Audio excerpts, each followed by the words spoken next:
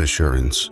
It's a word, a touch, a look that sparks a feeling. Peace of mind that everything will be all right. These are the moments that inspire us to do more than you'd ever expect from a car insurance company at a price that's less than you'd expect. This is more than just insurance. This is Plymouth Rock Assurance. Visit us at PlymouthRock.com.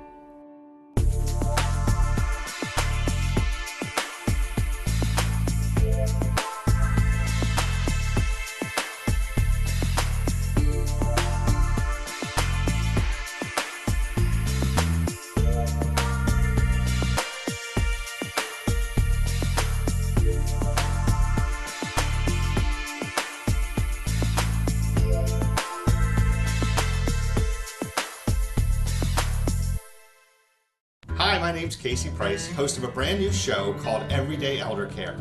My show will help you take the stress out of caring for your elderly loved one by educating you about options and solutions you may not even know exist. Tune in every Tuesday at noon on RVN TV. We'll see you there.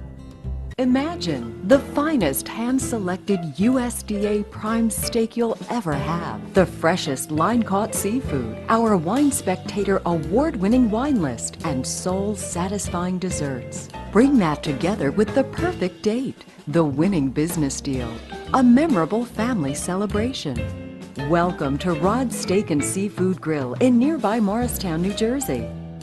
Bring your appetite and feed your passion.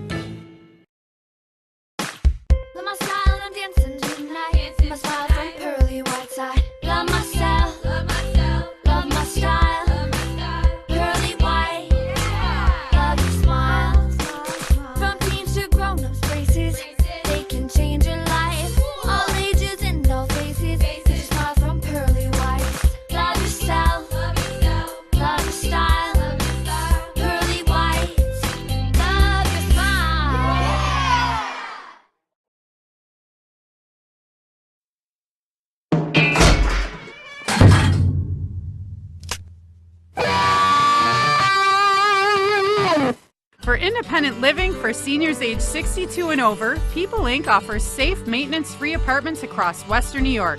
The affordable rent is income-based. For more information, call People Inc. Senior Living at 817-9090. In a world where bankers have lost all interest, where robots and fat cats rule our fortunes, one woman will stand up and strive to do the impossible. Be treated like a person.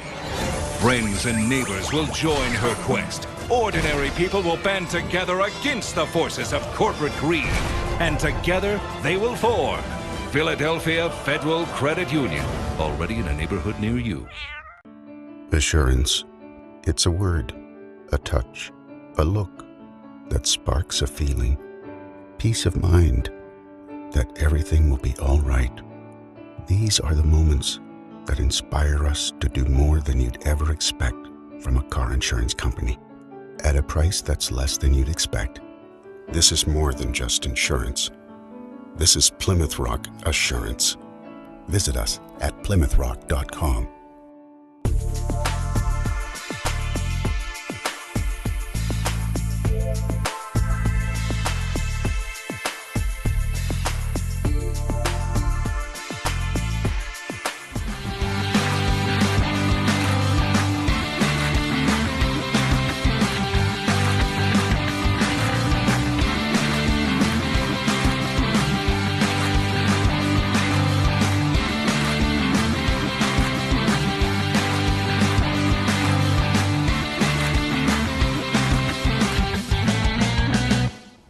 Hi everyone, and welcome to Behind the Numbers. I am your host, Dave Bookbinder, Senior Director at the Pine Hill Group, and this is the show where we go a little bit deeper behind the numbers to understand what's really important in business. Today I've got a very interesting guest.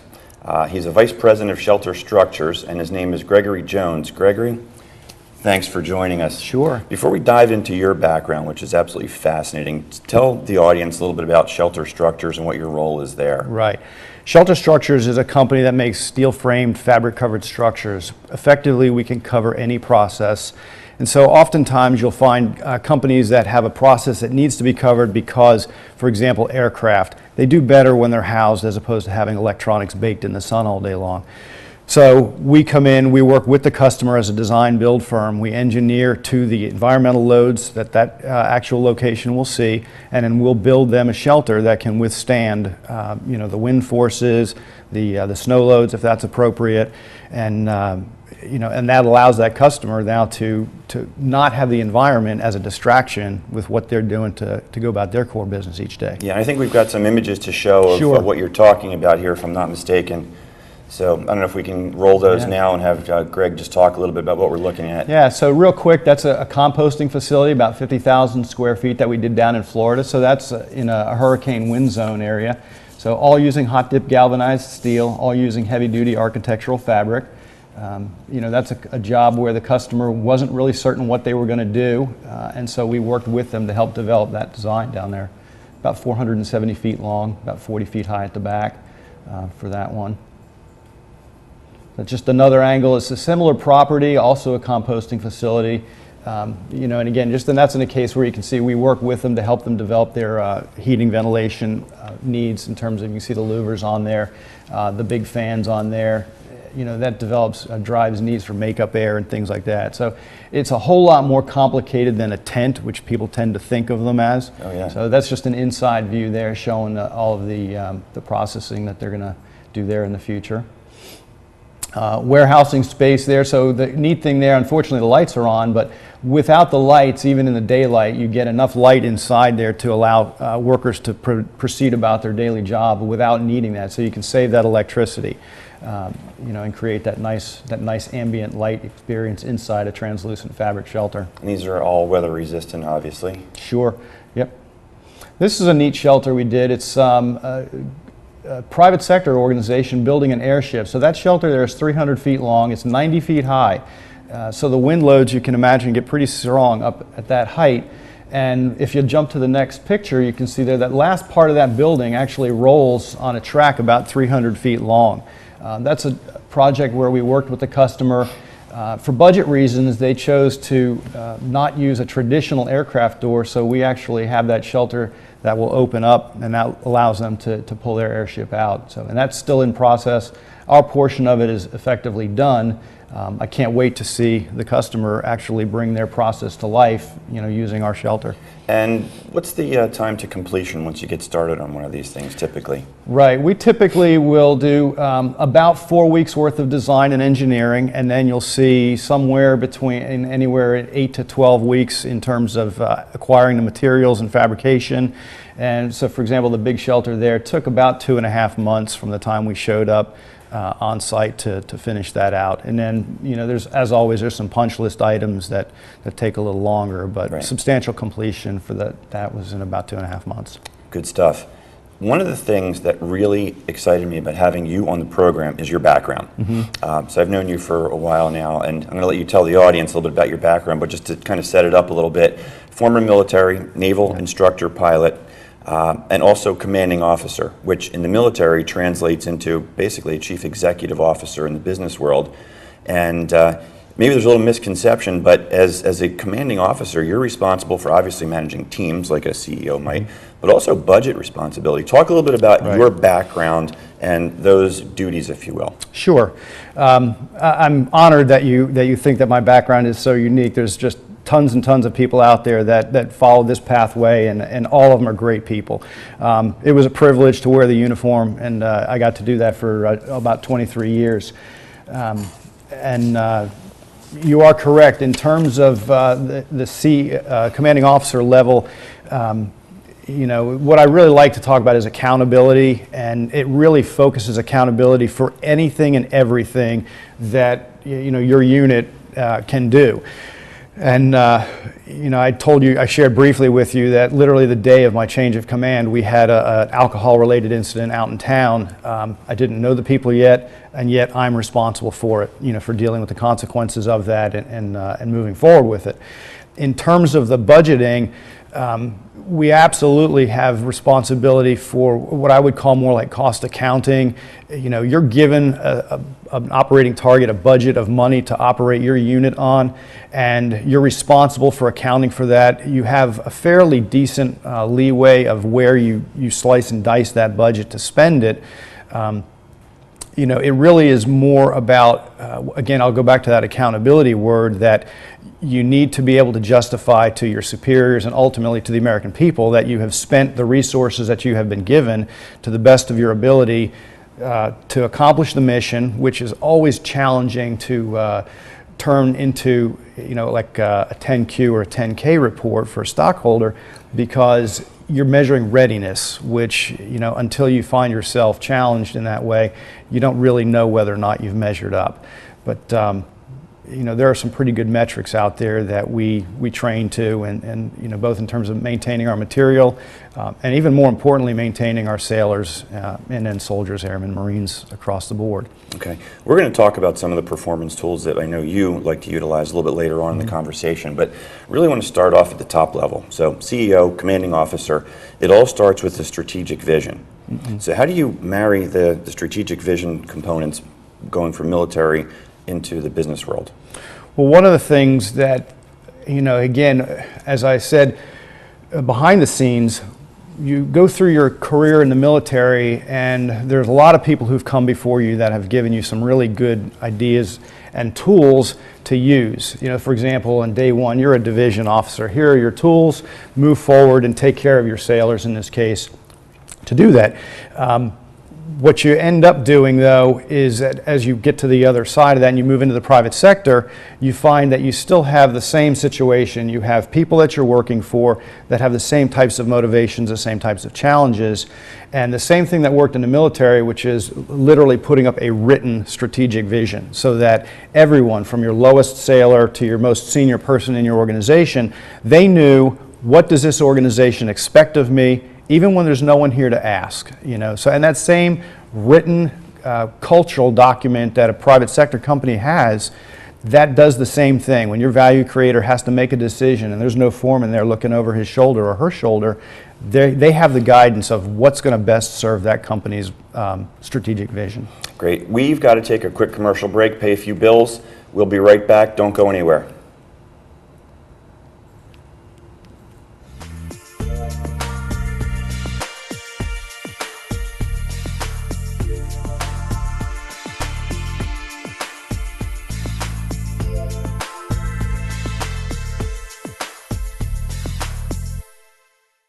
Hi, my name's Casey Price, host of a brand new show called Everyday Elder Care. My show will help you take the stress out of caring for your elderly loved one by educating you about options and solutions you may not even know exist. Tune in every Tuesday at noon on RVN TV. We'll see you there. Imagine the finest hand-selected USDA prime steak you'll ever have. The freshest line-caught seafood, our Wine Spectator award-winning wine list, and soul-satisfying desserts. Bring that together with the perfect date, the winning business deal, a memorable family celebration. Welcome to Rod's Steak and Seafood Grill in nearby Morristown, New Jersey. Bring your appetite and feed your passion.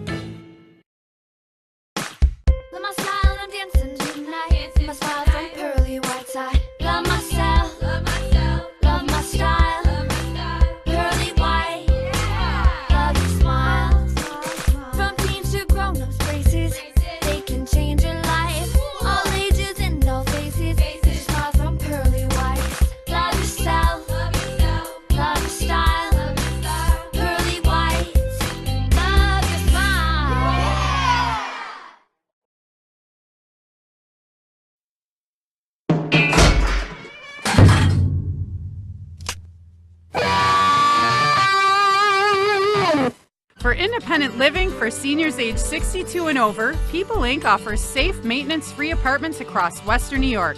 The affordable rent is income-based.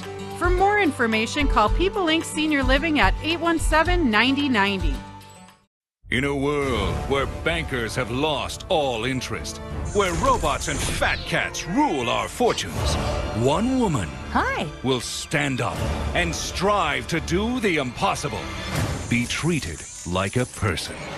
Friends and neighbors will join her quest. Ordinary people will band together against the forces of corporate greed.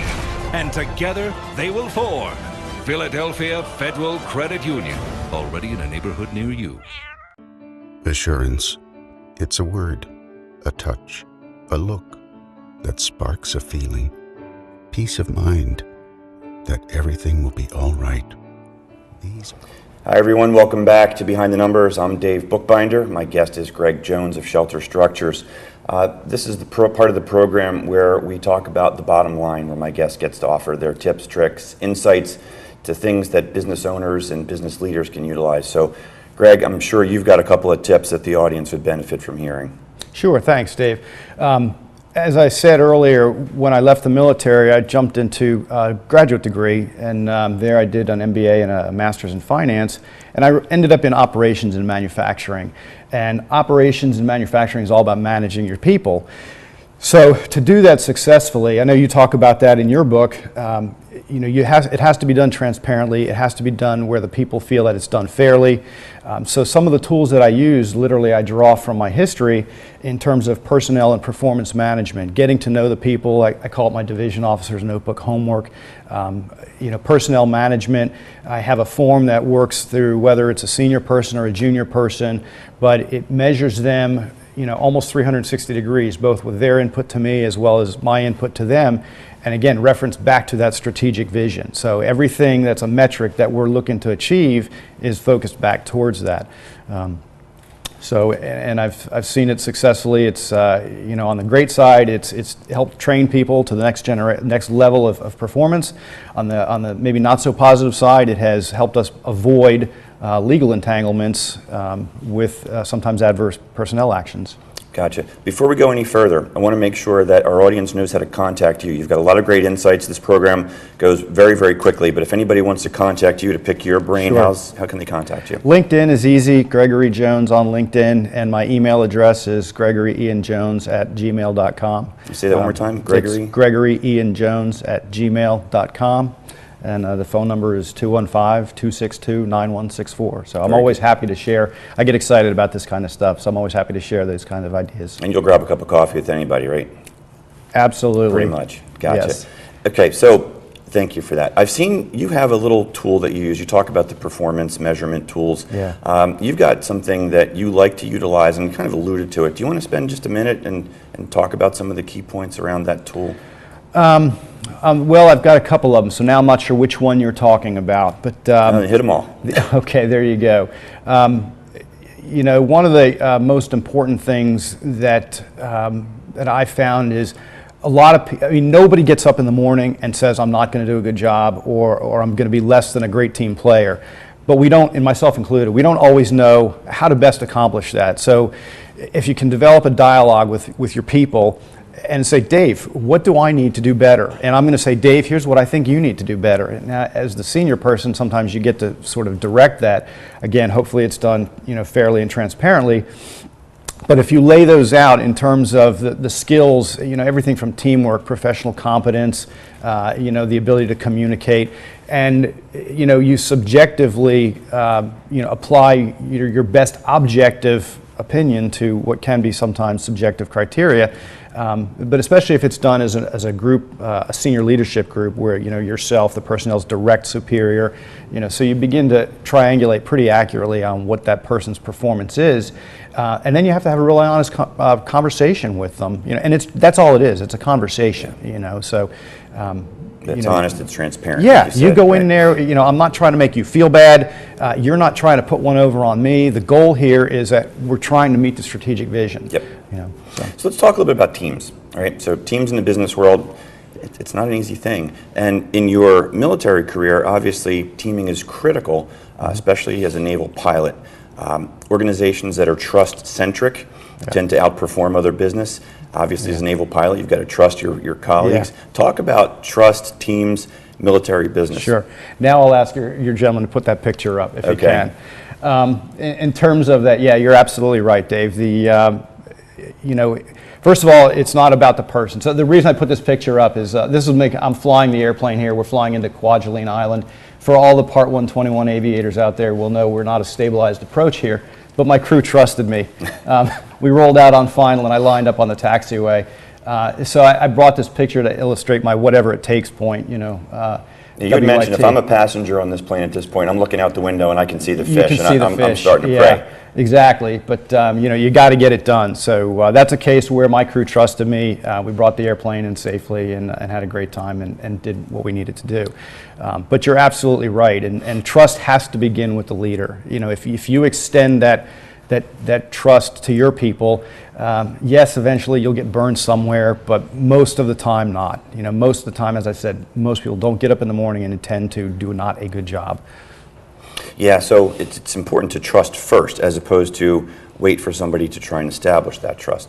I think if you're going to be a forward-leaning organization, yes. If you're going to wait, you're going to find yourself always behind the power curve. Yeah.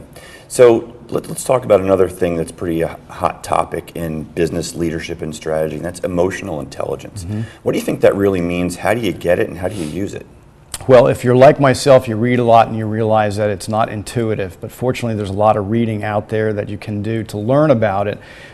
The key with that is understanding, you know, there's that old phrase, put yourself in someone else's shoes. Really try to understand what motivates somebody, you know, and then be aware of that. The other thing to be aware of is not every person is going to have the same dreams, desires, and goals. And so you're going to have folks out there who are your A drawer people, your B drawer, your C drawer, and that's okay because you need all of them.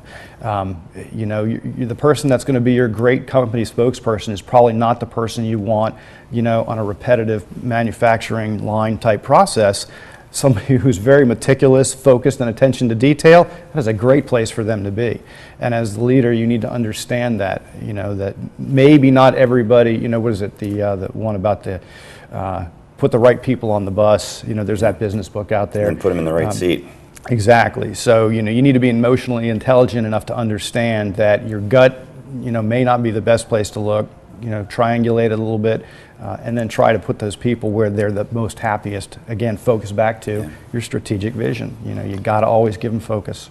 So further to teaming, I want to get a little bit specific with millennials, if you wouldn't mind, if you have a thought. A lot of managers that I talk to are frustrated by millennials. My personal view is that millennials have it right, that they really just want more than just a job. They're looking for a vision, a mission, something they can buy into. What's your guidance on managing millennials? Well, it's interesting. I had one. He's a great young man, but then he left my company after only like 9 months. And the reason is because I didn't manage him correctly. He was a couple of layers below me, and the person that was his direct report or direct leader was 3 generations older than he. You know, and so what I would say is, again, back to the principles of good servant leadership, it's communication. You have to talk with them. You've got to give them the same kind of expectations that you apply to everybody, but you need to hear what their inputs is. And again, I'll reference it back, broken record, your strategic vision. So how do you help me get to there? You know, and hear what they have to say. And if the answer is, I don't know, you know, then you can share some of your, you know, experience, and ultimately it might not be a good fit, but better to have that conversation early. And frankly, don't disguise it, you know, because I think most people are fairly good, especially if you don't get too far in. You know, you don't want to be 6 months into employment and then say this isn't working out. It's bad for you, it's bad for them. So you talked about servant leadership. Simon Sinek wrote a great book called Leaders Eat Last. I don't know if you've read the book, but I'm pretty sure you know the term from the military. Can you talk a little bit about that term and what that really means in business? Yeah, as the CEO, that's great. You get a fancy parking spot. You know, you're the picture that's in the 10Q or 10K and all. But the bottom line is that all of those people, they make that value happen. So you can think of an organizational chart, but instead of being a triangle like this, you know, you flip the triangle upside down, and you are the person that provides the resources, removes the obstacles, you know, gives that team everything that they need to perform. But at the end of the day, it all rests on the CEO's shoulders to do that.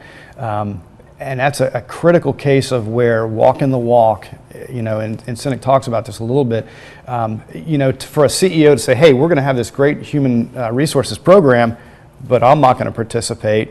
my C-suite's not going to participate, that's a very clear message to everybody that this is lip service. It's not, the credibility, integrity, and trust won't be there.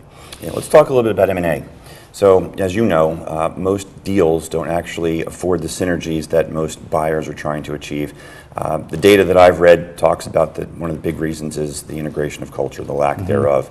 So if you're offering advice to our viewers who are CEOs who are in the private equity space, for example, who are trying to maximize the value of a business, and who isn't, right? What would you counsel them?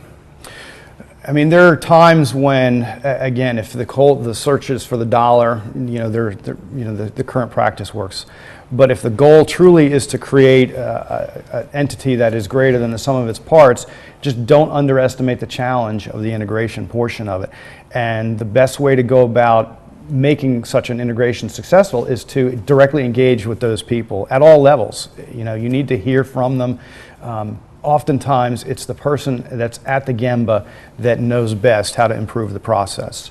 So to just treat the lower level people as numbers on a spreadsheet, you're probably not going to be set up to be successful in the long run. Yeah. So there's a recurring theme, an undercurrent, if you will, in the entire conversation here, and it's alluding to the corporate culture. So you've touched on a lot of component parts of corporate culture. What haven't we talked about yet that you feel is really critical in instilling a good corporate culture to lead to a productive workforce? Probably accountability. That factors in things like integrity. It factors in communication. I'll be the first to admit that I wake up every day knowing that I'm not good at it, and so I strive to try to be better every day.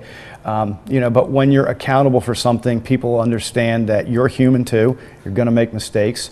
As long as every day you're striving to do the right things and be accountable for your actions, then it's really hard to be accountable to a group of people and behave badly, for very long. I don't think it lasts. Eventually it comes to a bad end.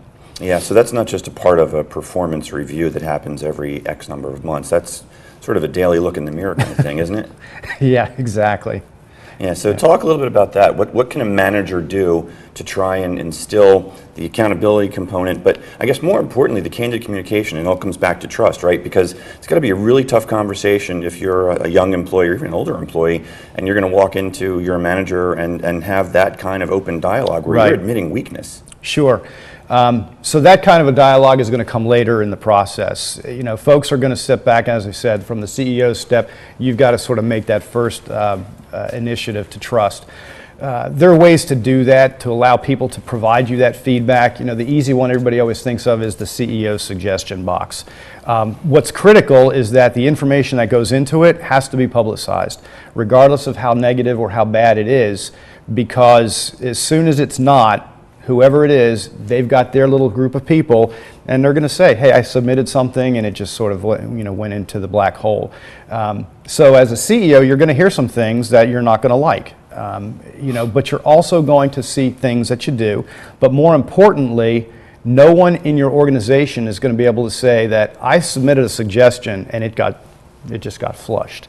So the CEO has to take the time to write or work with his C-suite, his cadre of leaders, to say, hey, here's a response. Sometimes suggestions don't really merit a response if it's sort of a flippant thing. But if it's a genuine effort, even if the answer is no, you say, hey, noted, thank you for doing it, and here's why the answer is no. It takes a lot of time. It's like strategic planning.